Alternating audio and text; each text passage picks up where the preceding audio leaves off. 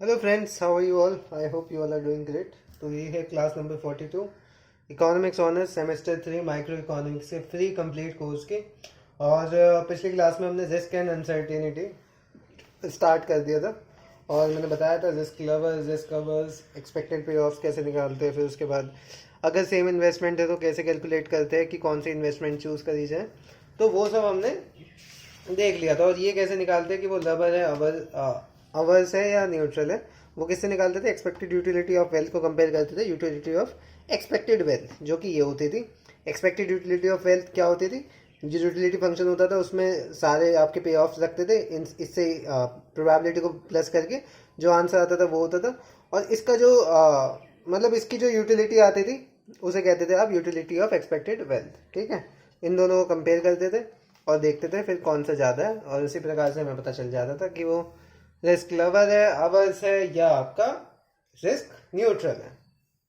तो आइए इस क्लास में हम पढ़ते हैं सीईसीएल। सीईसीएल की फुल फॉर्म क्या है? सबसे पहली बात तो सीईसीएल की फुल फॉर्म है आपकी कांस्टेंट एक्सपेक्टेड कंजम्पशन लाइन, या इसे आप कह लीजिए cousin sister of budget line.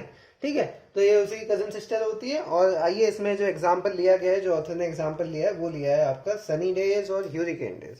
भाई जिसमें तूफान आ सकता है या आपके नॉर्मल दिन जो चले रहते हैं रोजमर्रा के, वो वाले। ठीक है, तो स्टेट ऑफ नेचर कौन सा हो गया? स्टेट ऑफ नेचर आपका हो गया या तो सनी डेज, या आपका हो गया यूरिकेन। ठीक है, ये दोनों नाम उसने दिए हुए हैं ऑथर ने।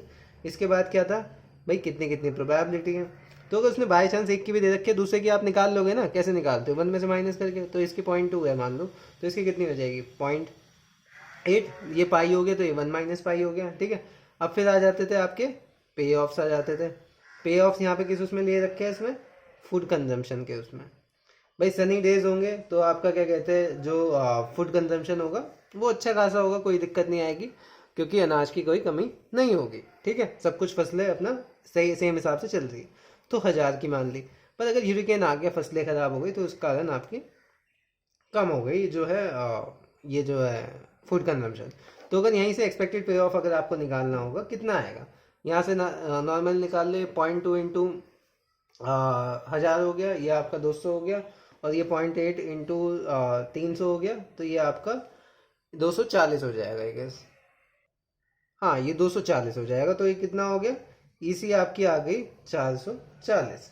ठीक है, या यहाँ पे लिख भी लो, ये कितना आ जाएगा? ये 200 आ जाएगा, ये 240, और इन दोनों को ऐड करके आपका ये आ गई आपकी ई से।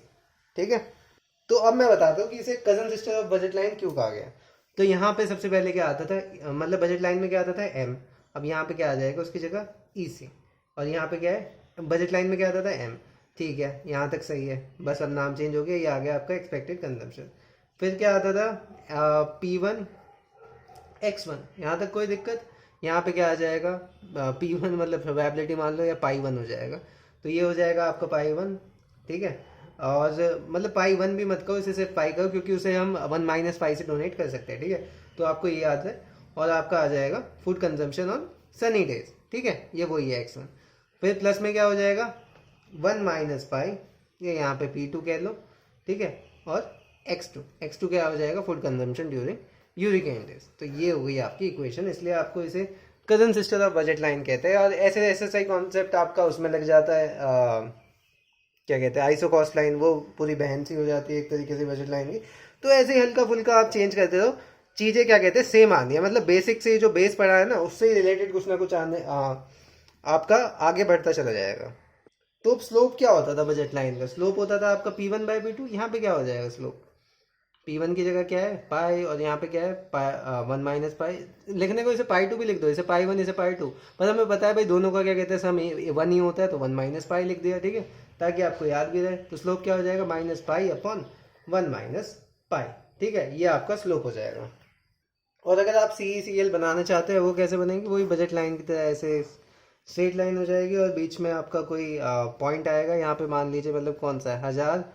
1000 आपकी एक्स। यहाँ पे सनी डेज ले लेते हैं, food consumption during Sunny days. यहाँ पे हरिकेन ले लेते हैं, हरिकेन में आपकी 300 थी, तो कुछ इस प्रकार से यहाँ से कम और यहाँ पे ज़्यादा ले लेते हैं। तो ये वाला पॉइंट हो जाएगा, ये 300, और ये आपका 1000 का पॉइंट हो जाएगा। ठीक है, तो और ये कौन सी लाइन आएगी? ये आपकी एक्सपेक्टेड कंजम्पशन की लाइन है, जो कि थी आपकी 440 की। और ये आप अगर चाहो तो ये इंटरसेप्ट कैसे निकालोगे, कुछ नहीं करना आपको, एक बार इसे जीरो रख देना, एक बार इसे जीरो रख देना, और जो वैल्यू आएगी वो यहाँ पे आप पुट कर देना। ठीक है, ऐसे इंटरसेप्ट आ जाएंगे जैसे आप बजट लाइन में कर देते कि अगर ओनली x1 कंज्यूम कर रहा है या ओनली y कंज्यूम कर रहा है, तो उस प्रकार से यहाँ पे आपको सेम चीज़ करनी है। ठीक है, बजट लाइन का कॉन्सेप्ट का सेम चलेगा, बस नाम इसमें चेंज हो चुके हैं। तो ये लाइन बताती क्या है, आपको कुछ पता चला क्या बताती है? ये बताती है कि जो जितने भी रिस्की कंजम्पशन बंडल है और उसमें क्या सेम लेवल क्या है, सेम लेवल आपकी ये है कि एक्सपेक्टेड कंजम्पशन इसमें सेम है, और ये आपके अलग अलग उसमें से रिस्की कंजम्पशन बंडल को यहाँ पे आपका बता देते हैं। ठीक है, और ये जो इक्वेशन ऑफ CECL है किसकी मदद से आपने लिखी है, एक तो आपका प्रोबेबिलिटी ऑफ डिफरेंट इवेंट्स और कंजम्पशन ड्यूरिंग डिफरेंट इवेंट। ठीक है, ये दो मेन आइटम है इसके, जिसके मदद से आपकी ये जो है CECL आपकी निकली है। अब आइए रिस्क प्रीमियम के बारे में जान लेते हैं। तो ये तो नॉर्मल हो गया भाई केस, या तो सनी हो या हरिकेन हो, पर रियल लाइफ में आपको पता होगा इंश्योरेंस नाम की भी चीज़ होती है, ताकि आपको अनसर्टेनिटी से आप बचा सके। तो उसके लिए क्या बनती है आपकी GCL पेपर में लिख मत देना, ये CECL मैं लिख रहा हूँ, पर आपको पूरा पूरा लिखना है। गारंटेड कंजम्पशन लाइन होती है कि भाई आपकी गारंटेड कंजम्पशन आपकी जो है वो 500 रुपये है ही है। इसके लिए आप क्या करोगे भाई, गारंटीड अगर ये मिल रही है तो इसके लिए आपको कुछ आपको रिस्क प्रीमियम पे करना पड़ेगा। ठीक है, वो किस पे डिपेंड करेगा आपका, वो आपका डिपेंड करेगा यूटिलिटी पे और एक्सपेक्टेड यूटिलिटी पे। तो आइए अब एक बार क्वेश्चन देख लेते हैं, उसके हिसाब उससे मैं आपको ये भी समझा दूंगा कि आपको रिस्क प्रीमियम ऐसे कैलकुलेट कैसे करना है अगर आपकी गारंटीड कंजम्पशन है कोई, या आपने इंश्योरेंस परचेज कर रखा है। ठीक है, तो इंश्योरेंस का जो आप प्रीमियम पे करते हैं वो आप कैसे कैलकुलेट करेंगे। तो हेडिंग कौन सी हो गई आपकी, हेडिंग हो गई आपकी रिस्क प्रीमियम की ये वाली। ठीक है, तो रिस्क प्रीमियम देख लेते हैं कैसे कैलकुलेट हो रहेंगे। वैसे शॉर्ट फॉर्म में EC माइनस CE होता है, अभी आगे बताऊंगा इसके क्या फुल फॉर्म है।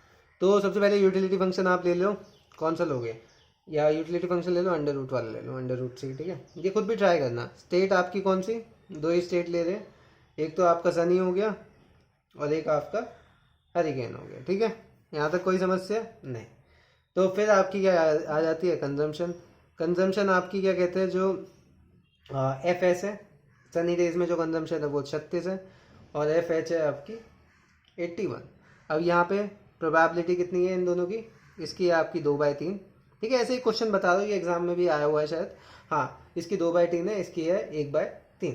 तो यूटिलिटी कितनी आ जाएगी यहाँ से, यूटिलिटी आप आराम से निकाल लो, यूटिलिटी कितनी आएगी, ये आप 36 में रख दो यहाँ पे डायरेक्ट, तो ये आ जाएगी आपकी 6, ये आ जाएगी आपकी 9। ठीक है, फिर मेन चीज फिर आगे क्या निकालोगे आप, एक्सपेक्टेड कंजम्पशन निकालोगे। उसे क्या कहा है मैंने, EC। एक्सपेक्टेड कंजम्पशन आप कैसे निकालोगे, इन दोनों इसमें से इसको इससे मल्टीप्लाई कर दोगे और इसको इससे कर दोगे और फिर आप इसे प्लस कर दोगे, तो कितना आ जाएगा आपका, ये आपका आंसर आएगा टोटल निकल के, जो EC आएगी वो आपकी आएगी 51। ठीक है, ठीक है, ये तो हो गई एक्सपेक्टेड कंजम्पशन। अब यहीं पे अगर आपको एक्सपेक्टेड यूटिलिटी निकालनी हो, EU, वो कैसे निकालोगे, इसमें से इसे मल्टीप्लाई करो, इसमें से इसे, और दोनों को ऐड कर दो, 6 into 2/3 plus 9 into 1/3 which is equal to 7। तो ये आपकी क्या आ गई, एक्सपेक्टेड यूटिलिटी। तो यहाँ तक कोई दिक्कत नहीं है, यहाँ तक सारी चीज आ गई। अब मेन चीज आती है आपकी CE क्या होता है। CE होती है आपकी सर्टेनिटी इक्विवेलेंट, इसे आपको CE भी कहा जाता है। और इसकी अगर मैं डेफिनेशन की बात करूँ तो CE जो होता है वो अमाउंट ऑफ बंडल होता है जो कि क्या कहते हैं आपका सेम IC पे होता है। सॉरी यार, मैं ऐसे IC की टर्म्स में समझाने लगा था। वैसे नॉर्मल इसकी डेफिनेशन होती है कि जो आपके मतलब जो CE होता है सर्टेनिटी इक्विवेलेंट, एक रिस्की बंडल का, वो एक अमाउंट ऑफ कंजम्पशन होता है जो कि प्रोवाइड किया जाता है आपको एक सर्टेनिटी के साथ, ताकि कंज्यूमर जो है वो आपका वेल ऑफ हो सके। तो ये जो बेसिकली CE कैलकुलेट करते हैं, ये अंडर रूट CE आपका पता है क्या होता है, ये आपका इसके इक्वल होता है जो आपने एक्सपेक्टेड यूटिलिटी आपकी निकाली है। जो ये एक्सपेक्टेड यूटिलिटी किसकी है, ये आपकी अनसर्टेन बंडल्स की है, और ये किसकी, ये CE क्या होता है, ये सर्टेन बंडल्स की है। ठीक है, तो इसलिए, और आपका फंक्शन क्या है यूटिलिटी, ये है आपका ये वाला। तो ये यहाँ पे रखोगे, जो सर्टेन बंडल है वो किसके इक्वल होता है, आपका expected utility of uncertain bundle. ठीक है, उसकी क्या आई है आपकी 7, तो इसे आप 7 रख दोगे, और CE ये क्या आ जाएगा, बस इसका स्क्वायर कर दो, CE इज इक्वल टू 49। अब यहाँ पे क्या करोगे आप, आपको CE पता चल गया, आपको EC पता चल गया। ठीक है, EC पता चल गया आपको 51 है, CE पता चल गया आपको 49 है। अब रिस्क प्रीमियम कितना पे करोगे इसके लिए, ठीक है, मतलब एक्सपेक्टेड कंजम्पशन या एक्सपेक्टेड आपका पे ऑफ कह लीजिए, जब आपकी क्या कहते हैं अनसर्टेनिटी है। ठीक है, उस केस में आपको कितना मिल रहा है, 51। ठीक है। पर जब सर्टेनिटी है उस केस में आपका क्या कहते हैं, जो सर्टेन बंडल है उसमें एक्सपेक्टेड जो आ रहा है वो आपका आ रहा है, जो यूटिलिटी आ रही है वो आ रही है 49। तो रिस्क प्रीमियम कितना हो गया, ईसी माइनस सी ए, मतलब इसी का उल्टा कर दिया, पहले ईसी फिर सी हो गया। ठीक है, कंफ्यूज मत होना। तो ये हो गया आपका 51 minus 49 which is equal to 2। और आपका रिस्क प्रीमियम क्या हो गया, रिस्क प्रीमियम वही होता है कि जो person maximum willing to pay होता है as a insurance to the insurer. तो आइए अब फिर से आते हैं आपका जीसीएल। जीसीएल क्या हो गई, अब जीसीएल वो कंजम्पशन बंडल दिखाता है जिसमें आपकी लेवल ऑफ कंजम्पशन डिपेंड नहीं करती स्टेट ऑफ नेचर में, क्योंकि ये सर्टेन बंडल दिखाता है जो कि आपको प्रोवाइड किससे करे जाते हैं, जो कि जो आप इंश्योरेंस आप लेते हो, जो भी इंश्योरेंस प्रोवाइडर होता है। और अनसर्टेनिटी गारंटी किस प्रकार से गारंटी की जाती है, बाय परचेजिंग इंश्योरेंस। और आपकी जब इंश्योरेंस परचेज करते हो तो कंजम्पशन, वेल्थ, यूटिलिटी एक्सेट्रा वो आपकी इंडिपेंडेंट हो जाती है from the state of nature. ठीक है, पर उसके लिए आप क्या पे करते हो, उसके लिए आप रिस्क प्रीमियम पे करते हो। रिस्क प्रीमियम क्या होता है कि जो मैक्सिमम अमाउंट आप इंश्योरेंस को पे कर सकते हो वो इंश्योरेंस लेने के लिए। ठीक है, तो ये हो जाता है आपका वो। और जीसीएल का अगर मैं ग्राफ बनाऊं तो वो कुछ इस प्रकार से बनता है। ये 45 डिग्री की आपकी यहाँ पे लाइन आ जाएगी, ये आपकी बजट लाइन होगी और ये आपका जीसीएल होगा, जीसीएल। ठीक है, इसमें आपका वो सर्टेन बंडल है कि आपका F S equal to F S हो जाए, एफ एच हो जाएगा। और यहाँ पे मतलब चाहे हरिकेन हो या सनी डेज हो भाई, वो आपको जैसे मान लो ये कौन सा था 440 आ रहा था ना, वो आपको 500 ही क्या कहते हैं कंजम्पशन देगा ही देगा, कुछ ऐसे क्या कहते हैं आप लगा लो। तो ऐसे होगा या 600 की मान लो, तो हरिकेन हो या सनी हो तो आपको इतने की मिलेगी मिलेगी। तो ये आपका जीसीएल हो जाता है जहाँ पे F S equal to F H हो जाता है। और आपका सर्टेन बंडल कौन सा हो जाता है, ये वाला आपका सर्टेन बंडल होता है। इसके अलावा आपके क्या कहते हैं ये अनसर्टेन बंडल होते हैं। ठीक है, और आईसी पे भी अगर दिखाऊं तो जैसे ये मान लो ये वाला सी पॉइंट हो गया, ये आपका ए हो गया। एक और अगर बजट लाइन बनाए तो ऐसे बना सकते हो। ठीक है, कंपेयर करने के लिए। तो जो सी ऑफ बंडल ए है, जो सी ऑफ बंडल ए है वो है आपका बंडल सी के बराबर। और बंडल सी के बराबर क्यों है, क्योंकि वो सेम आईसी पे लाई करते हैं। और क्या कहते हैं, पर ये डिफरेंस क्या है, आपका सी जो है वो आपका रिस्क फ्री हो जाएगा। ठीक है, क्योंकि वो सर्टेन है, वो आपको मिलना ही मिलना है अगर आप इंश्योरेंस बाय करोगे। और यहाँ पे अगर आप देखोगे तो जो मोस्टली फंक्शन आते हैं ना वो ऐसे ही आएंगे अंडर रूट में वाई सी, क्योंकि और जो पे ऑफ होगा वो कभी नेगेटिव हो नहीं पाएगा। अगर नेगेटिव हो जाएगा तो इमेजिनरी नंबर आ जाएगा और वो आप सोल्व नहीं कर पाएंगे। तो मोस्टली आपका इस केसेस में आएंगे और पे ऑफ जो है वो आपके हमेशा पॉजिटिव आएंगे। और आपका रिस्क प्रीमियम बताइए, आपके वर्जन पे भी डिपेंड करता है कि आप रिस्क कवर्स हो या लवर हो। लवर होंगे तो भाई कम पे करना पड़ेगा, वो रिस्क लवर है। और अगर आप उससे बचना चाहते हो तो रिस्क का मतलब प्रीमियम आप ज़्यादा पे करेंगे। ये तो नॉर्मल सी बात है। धन्यवाद।